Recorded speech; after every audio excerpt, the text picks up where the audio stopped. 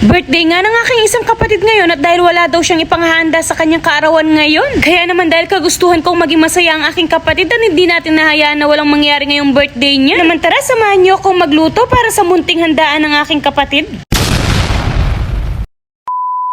Hi guys! Maaga kami bumangon ngayon para pumunta ng palengke at makabili ng iluluto para sa karawan ng aking kapatid. Kaya naman tara, samahan nyo kami ni Mother. Naisipan na nga namin mag-e-bike na lang papuntang palengke dahil mas madaling makakilos ng pag-parking at palaging sobrang daming tao at maraming namimili. Dahil hindi pa kami nakakapag-almusal nito, kaya naman pumunta muna kami sa gotohan para kumain at magkaroon ng laman ng tiyan bago umikot at makapamili. Pagdating guys sa lugawan, sobrang hilig namin ni Mother na mas maraming dahon na sibuyas at bawang na nilalagay namin. Naman salamat kay ate na kahit nagpabalik-balik kami at naubos namin ay okay lang daw. Charis!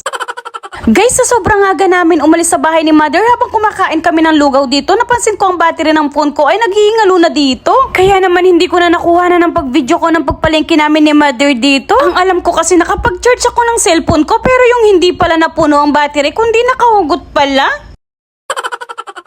Heto na nga lang ang na-videohan ko ang pagbili ko ng flavor chocolate para sa milk na gagawin ko uli. At nang nakuwi na kami ng bayad, nakapag-charge na, nakapag-video na ako uli. At pagkatapos, hinayaan ko na ang kapatid ko na siyang nagbe-birthday at siyang magluto sa ibang putahe niyang handa. At ako naman ay uumpisahan ko na nga ang gusto kong lutuin dahil kapag ayaw kong lutuin, hindi niyo ako maasahan dyan. Charis!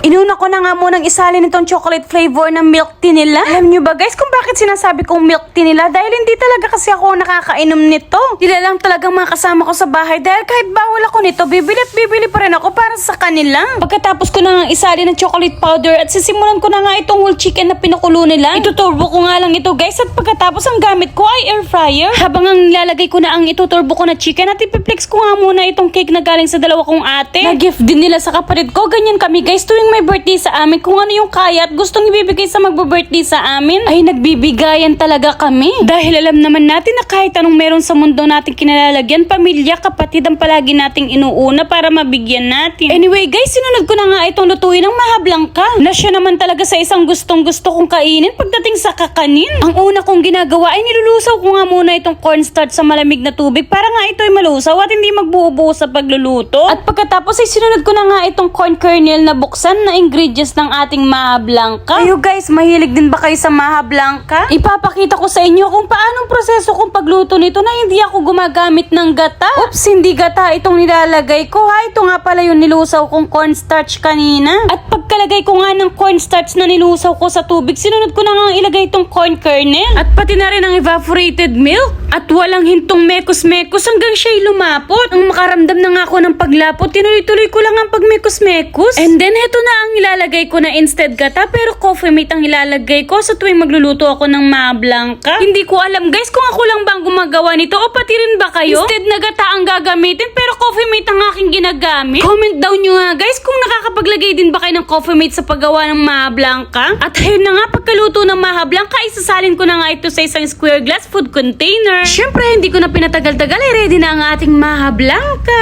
At pagkatapos naman ay chinik ko ang chicken na sinalang ko kanina sa air fryer. At isang tips guys para hindi sumubra ang pag-dry ng chicken sa pagluto sa air fryer. Pwede mo siyang pahiran ng chicken oil or kahit anong oil, wag lang oil ng sasakyan. Charis!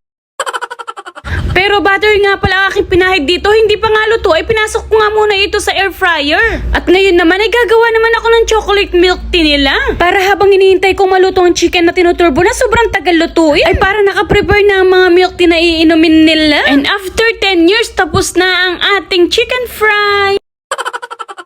At ngayon naman ay susunod kong gagawin ang magbalot ng hotdog rolls na ang aking gagamitin na tasty bread. Hiniwa-hiwa ko nga muna itong hotdog bago ito balutin sa tasty bread. Kumuha na ako ng tasty bread at pagkatapos kailangan lang natin pitpitin ito. Kung nakikita nyo guys, basura ang pinangpipitpit ko. Dahil kasi yung gamit na pangpitpit ko sana sa tinapay hindi ko makita. Sa sobrang sinop ng tagahugas namin ng plato, hindi ko na makita, Mariosep. At dahil lalagyan din natin ito ng cheese, kaya naman hiniwa-hiwa ko na rin ang cheese na ito. At pagkatapos binalot ko na nga ang hotdog na hiniwa ko at sinama ko ang cheese na hiniwa ko din. Sinubukan ko nga rin tanggalin ang gilid ng tinapay pero naisip ko sayang din. Kaya naman nung paggawa ko ulit, hindi ko na ito tinanggalan. At ngayon ready na ang ating hotdog roll, cheese ipiprito na natin.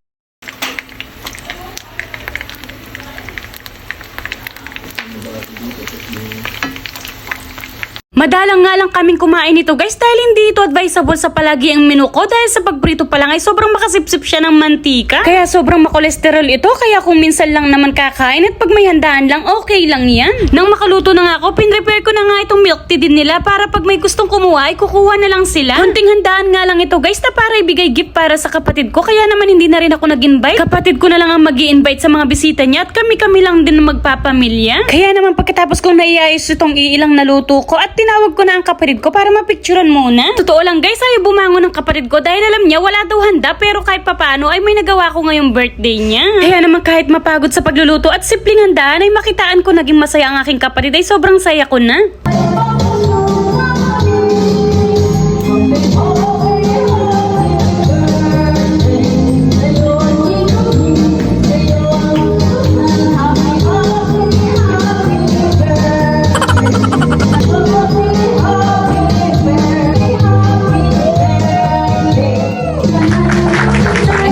Happy birthday kapatid, ang wish ko lang sa'yo ay sana good health and may balik na yung dating ikaw na meron. Unti-unti natin yan tutuparin basta manalig lang tayo palagi sa Panginoon. Ang pinaka-importanting wish ay hindi ka nagkakasakit para sa iyong mga anak. Tandaan mo, hindi ka bibigyan ng ama ng pagsubok na hindi mo kaya. Narito lang kami kapatid mo na patuloy susuporta sa'yo. Kaya naman birthday mo ngayon, mabuhay ka hanggat gusto mo, magsaya ka hanggat gusto mo.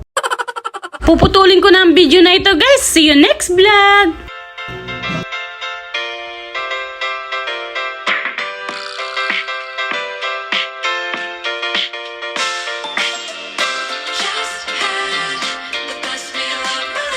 Salamat sa panonood! Bye!